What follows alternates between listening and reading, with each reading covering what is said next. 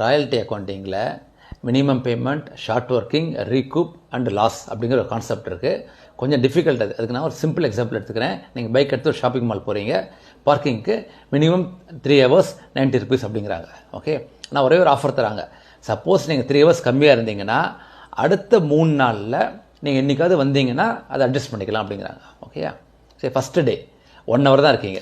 Okay, ஆனால் 90 பண்ணிட்டீங்க payment.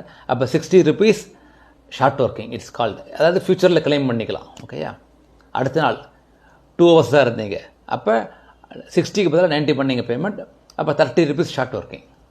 ஓகேயா, இப்போ தேர்ட் டே 3 hours கரெக்டாக இருந்துட்டீங்க, அப்போ 90 பண்ணிங்க payment, no short working, nothing. Fourth day 4 hours இருந்தீங்க. ஓகேயா, அப்போ நீங்கள் 4 into 30 120 பண்ண பேமெண்ட், ஆனால் நீங்கள் 90 பண்ணால் போகிறோம். ஓகேயா, ஃபஸ்ட்டு டேயோட 60 இருக்குல்ல, ஏன்னா ஃபஸ்ட் டே 1 hour தான் போனீங்க, இந்த 60ல் இந்த 30 அட்ஜஸ்ட் பண்ணலாம். Okay, that is called recoup. ஆனால் மிச்சம் இருக்கிற 30 இருக்குது பாருங்கள், அதை அட்ஜஸ்ட் பண்ண முடியுமா? 5th டே முடியாது, ஏன்னா அவங்க 3 days டைம் கொடுத்தாங்க. அதுதான் முக்கியம். ஸோ 3 days டைம் கொடுத்ததுனால நீங்கள் 30 ரீகூப் பண்ணீங்க, அதாவது அட்ஜஸ்ட் பண்ணீங்க. மிச்சம் இருக்கிற 30 இஸ் கால்டு லாஸ். ஸோ இதுதான் ராயல்ட்டியில் minimum rent, short working, recoup பண்ணுறது, அப்புறம் லாஸ். Okay, thank you.